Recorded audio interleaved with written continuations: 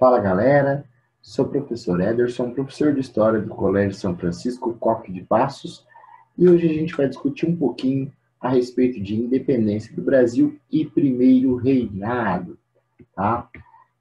Vamos lembrar o seguinte, a gente vai buscar entender, não é, como se deu, né, os antecedentes dessa independência, como que essa independência, não é, o que levou aí a separação política do Brasil com relação a Portugal e como se organizou administrativamente esse novo país chamado Brasil.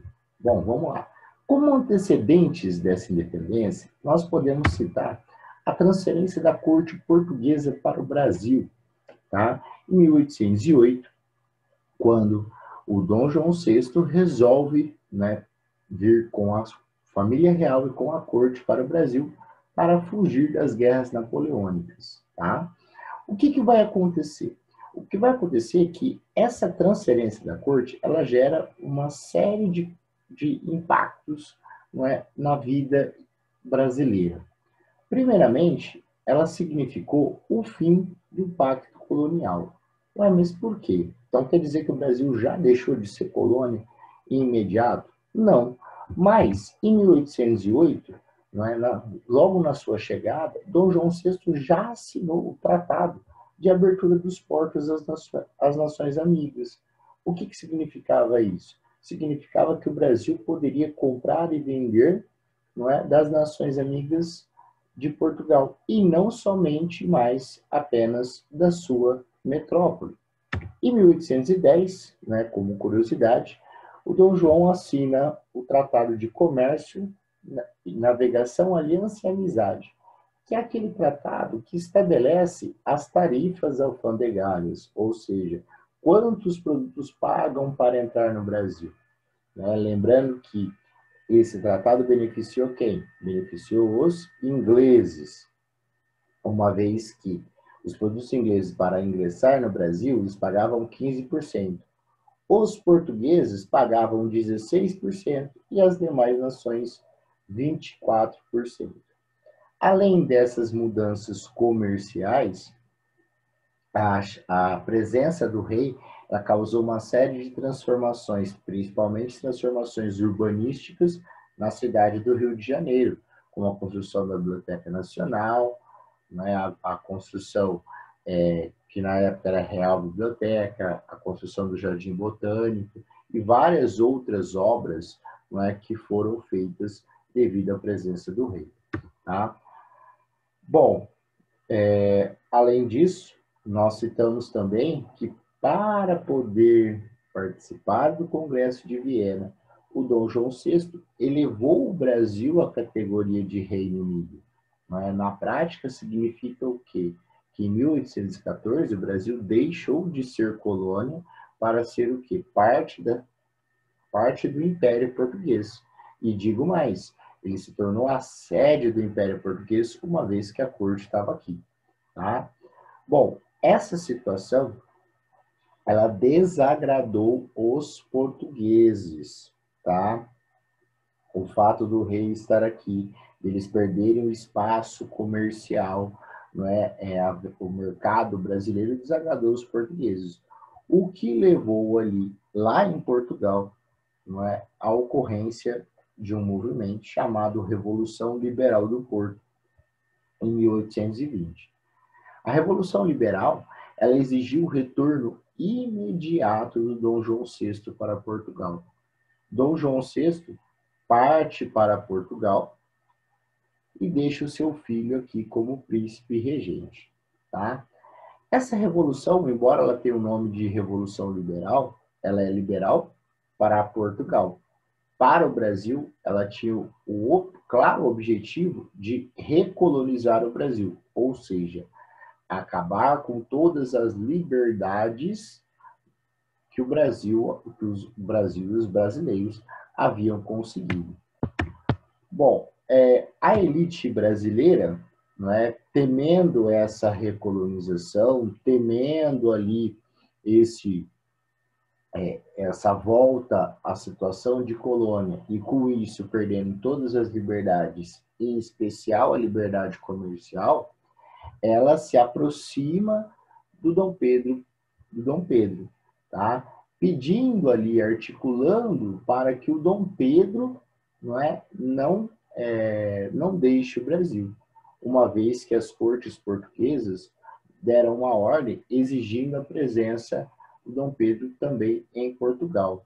No dia 9 de janeiro de 1822, é o famoso Dia do Fico.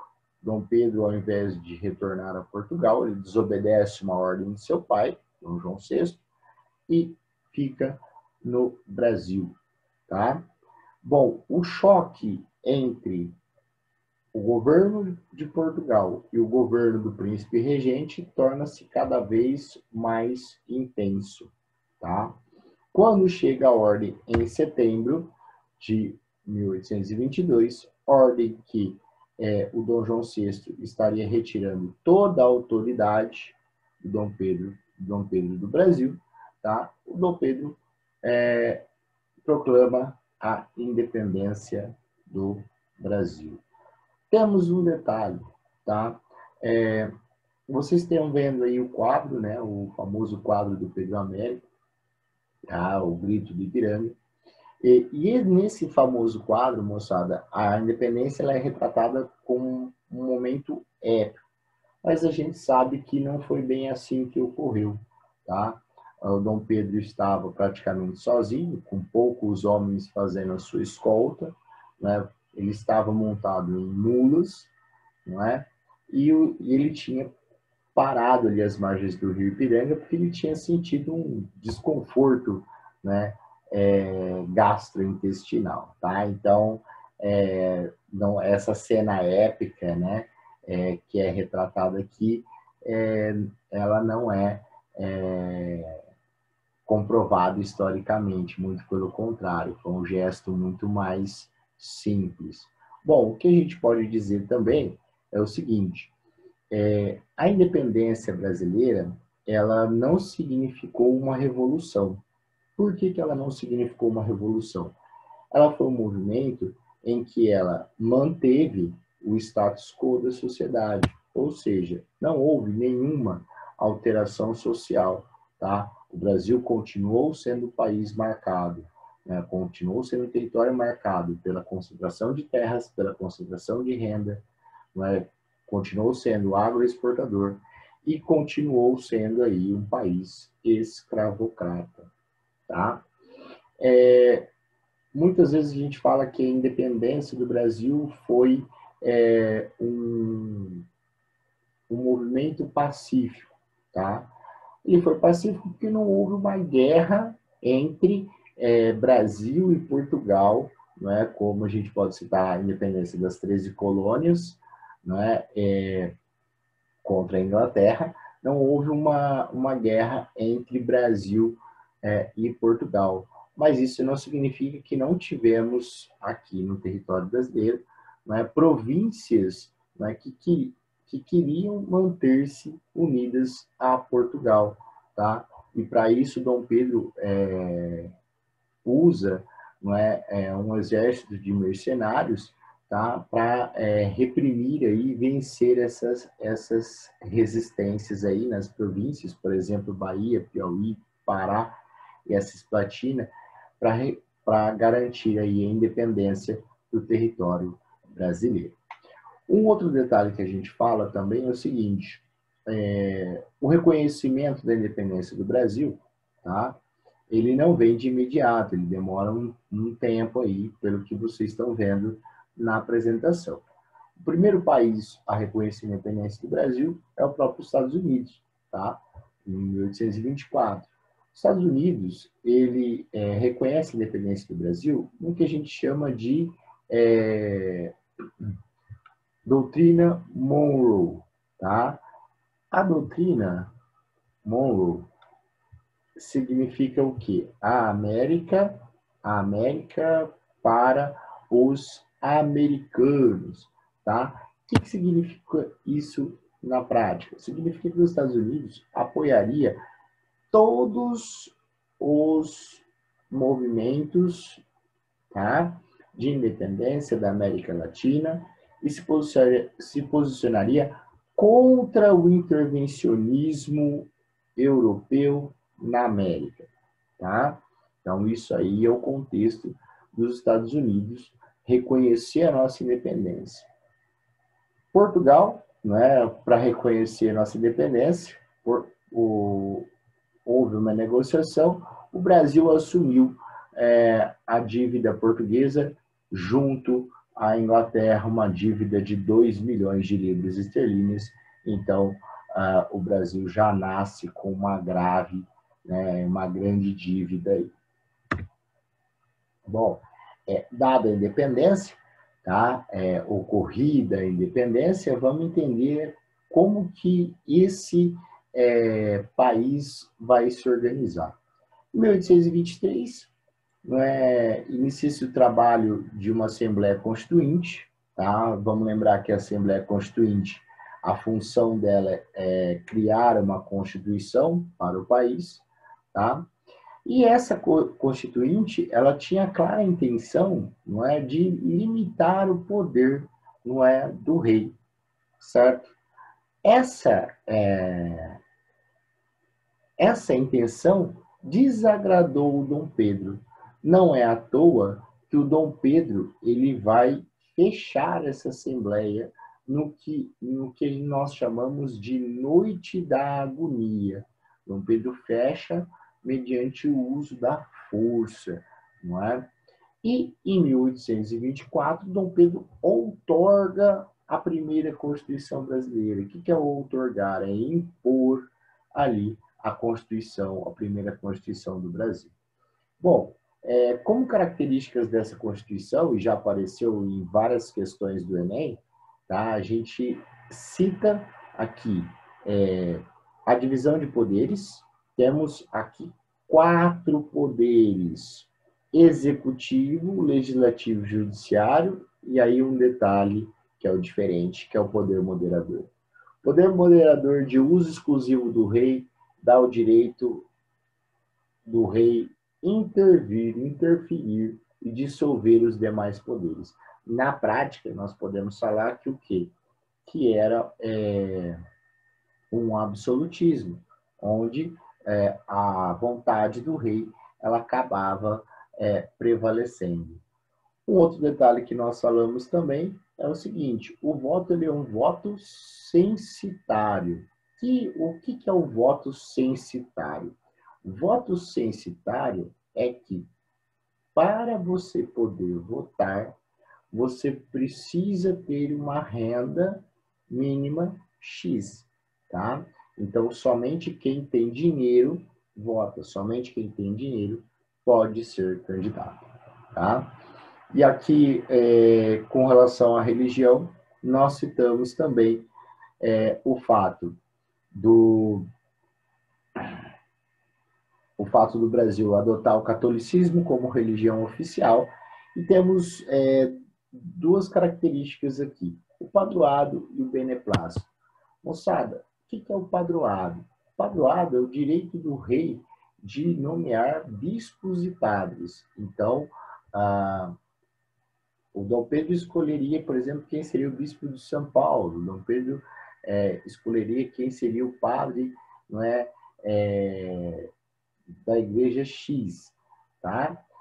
E o beneplácito, as ordens papais, para elas entrarem em vigor no Brasil, elas precisavam passar pela aprovação do imperador, tá?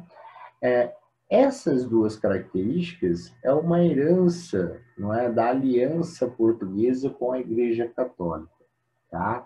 Interessante que o beneplácito, só para citar, tá? O beneplácito ele é fundamental, né, para gerar a crise do segundo reinado, tá? Mas isso é conversa para outro dia, ok? Bom, e vamos entender o seguinte. Então, esse primeiro reinado, o nosso herói da independência, ele começa a gerar insatisfação, principalmente por causa desse autoritarismo. Além disso, o fato dele ter outorgado a Constituição de 1824 desagradou muitas pessoas, levando inclusive a um movimento chamado Confederação do Equador, tá? Onde algumas províncias do Nordeste tentaram se separar do Brasil. Dom Pedro reprimiu com extrema violência esse movimento, inclusive, executando um líder, popular ali, Frei Caneca, se afastando cada vez mais ali, perdendo o apoio político. Nós temos também o fato de que o Dom Pedro arrasta o Brasil para uma guerra, a chamada Guerra da Cisplatina, uma guerra custosa, no qual o Brasil vai sair derrotado. Tá? A província da Cisplatina consegue se separar do Brasil. A província da Cisplatina vira o país chamado Uruguai. Tá? E aí nós temos o envolvimento do Dom Pedro I na sucessão portuguesa. Dom João VI faleceu em 1826. Os portugueses convidaram Dom Pedro I para assumir o trono português. Ele, pressionado pelos brasileiros, ele recusa e ele indica sua filha para ser a próxima rainha de Portugal. O problema é que o irmão do Dom Pedro I, Dom Miguel, dá um golpe de Estado para assumir o poder, tá? E ali começa uma guerra em Portugal. E o Dom Pedro envia esforços, e esforços a gente fala em dinheiro também, do Brasil para financiar as tropas contra Dom Miguel, desagradando ali os brasileiros. O Brasil também, devido a todos esses fatores que nós falamos, a Guerra da Cisplatina, esse envolvimento na sucessão portuguesa, o café não havia emplacado ainda como grande produto, tá? Então, nós temos aí o Brasil mergulhado em uma crise econômica, tá? Desagradando ainda essa população, tá? Dito isso, Dom Pedro perdeu seu prestígio, seu apoio político, após uma viagem mal sucedida a Minas Gerais, ele retorna para o Rio. Seus apoiadores tentam organizar uma recepção para animar o imperador. O Dom Pedro tem um grande número de oposicionistas no Rio de Janeiro. Há um confronto entre apoiadores de Dom Pedro I e opositores de Dom Pedro I. Esse confronto, que ficou conhecido como Noite das Garrafadas, faz o imperador pensar melhor. E, pensando melhor, em abril de 1831, Dom Pedro resolve abdicar o trono brasileiro. Dom Pedro abdica o trono brasileiro em favor de seu filho Pedro de Alcântara, de apenas 5 anos. Tá? Dom Pedro I retorna a Portugal, tá? Onde derrota o irmão e assume o título de Dom Pedro IV. Ok? Moçada, para a gente entender, então, o Brasil, essa independência do Brasil, ela não significou uma transformação social, ela não significou uma transformação política, tá? Nem uma transformação econômica. O Dom Pedro, em 9 anos, ele de herói de independência, ele vai, pelos seus atos, em especial pelo seu autoritarismo, ele vai perdendo ali esse apoio político. Ok? Moçada, espero que vocês tenham gostado, tá? E a gente se encontra na próxima e bons estudos.